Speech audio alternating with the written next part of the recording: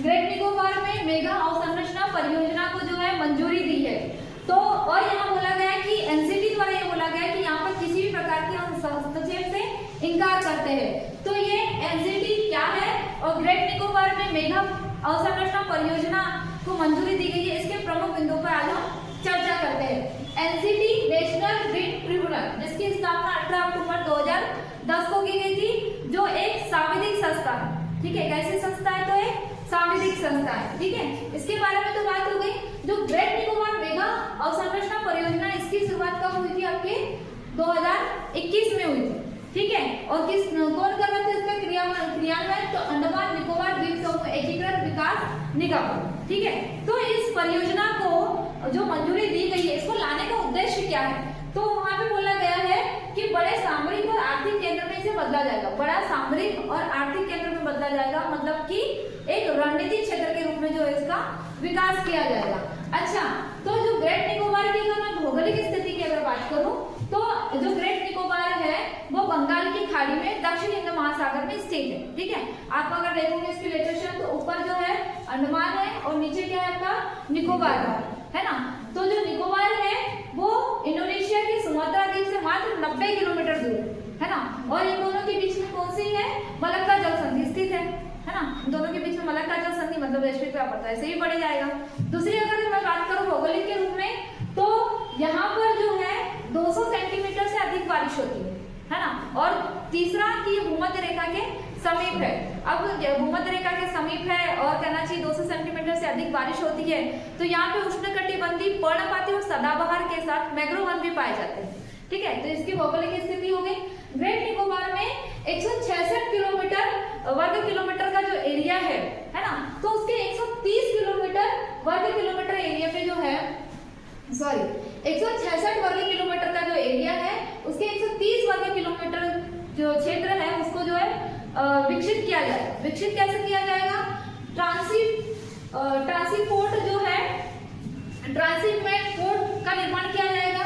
उसके बाद उसमें इंटीग्रेटेड टाउनशिप का निर्माण किया जाएगा, एयरपोर्ट का निर्माण किया जाएगा, और 400 मेगावाट गैस और solar power based power plant का इसमें निर्माण किया जाएगा।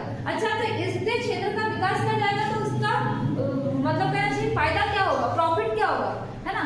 तो इसको प्रॉफिट ये होगा कि अगर मैं बात करूं, अगर मैं यहाँ पे पोर्ट का निर्माण कर रही हूँ ना, बंदरगाह का निर्माण कर रही हूँ, तो क्या होगा? हम दूसरे देश पर जो अपने जहाज को भेजते थे रुकने के लिए, है ना, जो माल लेके भेजते थे, तो वो कभी श्रीलंका के कोलंबियो में, कभी सिंगापुर में जो है जाकर करना चाहिए रेस्ट करते थे। तो दूसरे देश पर की जो बंदरगाह पर जो हमारी निर्भरता थी वो क्या हो जाएगी? कम हो जाएगी, क्योंकि हम खुद का जो है ग्रेट निकोबार में एक पोर्ट बना दे।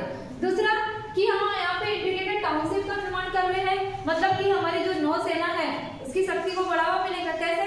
अगर कल को जो है जैसे हिंद महासागर में चीन का दखल तो एनी टाइम बढ़ते ही रहता है, तो उसकी जो दखल अंदाजी है उसको क्या कर सकते हैं? हम कम कर सकते हैं, क्योंकि हम विरोध कर रहे हैं ना भैया उसका।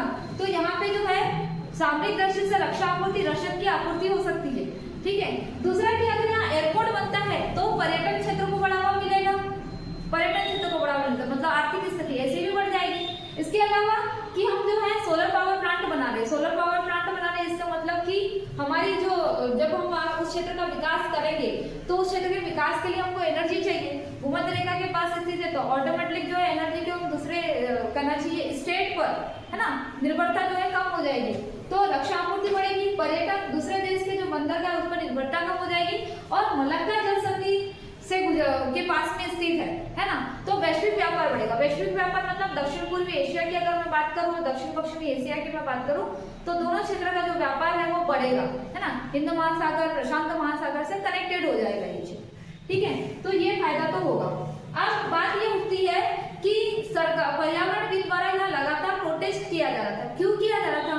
अगर यहाँ पे ग्रेट निकोबार में मेगा संरचना परियोजना को बढ़ावा मिलता है तो इससे क्या नुकसान होगा? इससे नुकसान ये होगा कि वहाँ की जो समुद्री जैव विविधता है वो प्रभावित होगी, क्योंकि जो प्रवाल भित्तियां है, समुद्री जो कछुए हैं, जो प्रजनन केंद्र है, वो क्या हो जाएगा? नुकसान होगा ना। लुप्तप्राय प्रजाति की कैटेगरी में है भाई, है ना। अगर हम उनको वहीं से हटा देंगे तो उनको जो है दूसरे क्षेत्र में उनको लेके जाना पड़ेगा। पता चला कि वहाँ का एनवायरमेंट उनके अनुकूल है या नहीं है। ठीक है। ठीक है। ऐसा ये कहा जा रहा है कि वहां पर जो है 65 लाख पेड़ में से 58, मतलब ऐसा कहा जाता है कि क्षेत्र में 65 लाख पेड़ है ना, उसमें से 58 लाख पेड़ों को काटा जा रहा है, ठीक है। तो कुल मिला के वहाँ की जो जैव विविधता है वो खतरे में पड़ जाएगी। दूसरा ये है कि वहाँ पे सबसे ज्यादा मैंग्रोव वन है, तो मैंग्रोव वन को काटने से हो सकता है कि आपके जो कहना चाहिए मैंग्रोव वन किसके काम में आते हैं, आपके चक्रवात से बचाते हैं, तो इससे क्या होगा, मैंग्रोव वन को नुकसान होगा। पक्षियों के प्रजनन का या कहना चाहिए कछुआ के जो प्रजनन केंद्र है या कहना चाहिए खारे पानी के जो मगरमच्छ है उसको सबसे ज्यादा नुकसान पहुंचेगा। अच्छा, तो क्या बोलते हैं, ये सब चीजें तो हो गई कि हमने जो है इसका क्रियान्वयन कर दिए, ये इसका जो उद्देश्य है, क्यों लेके आए, इससे क्या फायदे, इसके नकारात्मक पॉइंट है। लेकिन अगर मैं बात करूं अगर इसकी, तो ये केवल बुनियादी अवसंरचना योजना नहीं है, बल्कि एक रणनीतिक और आर्थिक महत्व की दृष्टि से जो कहना चाहिए आपका एक सफल परियोजना के रूप में से देखा जा सकता है, ठीक है, क्योंकि वहां के जो क्षेत्रीय विकास होगा वो बढ़ेगा। तो आप मुझे कमेंट बॉक्स में ये बताइएगा कि जो 10 डिग्री चैनल है ना, वो किस द्वीप के मध्य है, ठीक है।